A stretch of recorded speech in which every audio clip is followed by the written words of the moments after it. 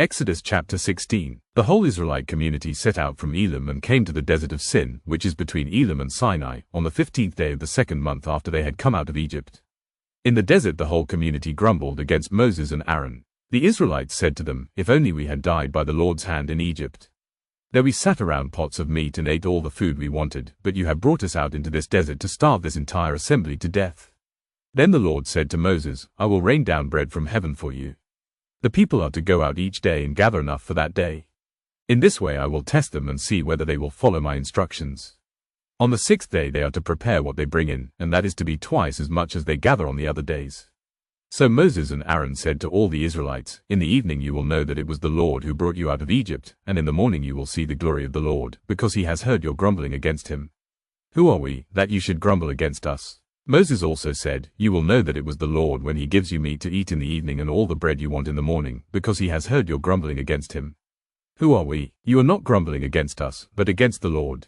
Then Moses told Aaron, "Say to the entire Israelite community, 'Come before the Lord, for he has heard your grumbling.'" While Aaron was speaking to the whole Israelite community, they looked toward the desert, and there was the glory of the Lord appearing in the cloud. The Lord said to Moses, "I have heard the grumbling of the Israelites. Tell them, at twilight you will eat meat, and in the morning you will be filled with bread. Then you will know that I am the Lord your God." That evening quail came and covered the camp, and in the morning there was a layer of dew around the camp. When the dew was gone, thin flakes like frost on the ground appeared on the desert floor.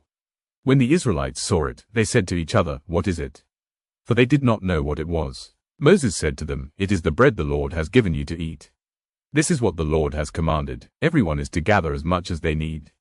Take an omer for each person you have in your tent." The Israelites did as they were told. Some gathered much, some little. And when they measured it by the omer, the one who gathered much did not have too much, and the one who gathered little did not have too little. Everyone had gathered just as much as they needed. Then Moses said to them, "No one is to keep any of it until morning." However, some of them paid no attention to Moses. They kept part of it until morning, but it was full of maggots and began to smell. So Moses was angry with them. Each morning everyone gathered as much as they needed, and when the sun grew hot, it melted away. On the sixth day, they gathered twice as much, 2 omers for each person, and the leaders of the community came and reported this to Moses. He said to them, "This is what the Lord commanded. Tomorrow is to be a day of Sabbath rest, a holy Sabbath to the Lord. So bake what you want to bake and boil what you want to boil. Save whatever is left and keep it until morning." So they saved it until morning, as Moses commanded, and it did not stink or get maggots in it. "Eat it today," Moses said, "because today is a Sabbath to the Lord.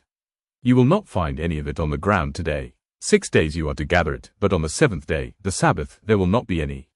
Nevertheless, some of the people went out on the seventh day to gather it, but they found none. Then the Lord said to Moses, "How long will you refuse to keep my commands and my instructions? Bear in mind that the Lord has given you the Sabbath. That is why on the sixth day he gives you bread for 2 days. Everyone is to stay where they are on the seventh day, no one is to go out." So the people rested on the seventh day. The people of Israel called the bread manna. It was white like coriander seed and tasted like wafers made with honey. Moses said, "This is what the Lord has commanded. Take an omer of manna and keep it for the generations to come, so they can see the bread I gave you to eat in the wilderness when I brought you out of Egypt." So Moses said to Aaron, "Take a jar and put an omer of manna in it. Then place it before the Lord to be kept for the generations to come." As the Lord commanded Moses, Aaron put the manna with the tablets of the covenant law, so that it might be preserved. The Israelites ate manna 40 years, until they came to a land that was settled. They ate manna until they reached the border of Canaan. An omer is 1/10 of an ephah.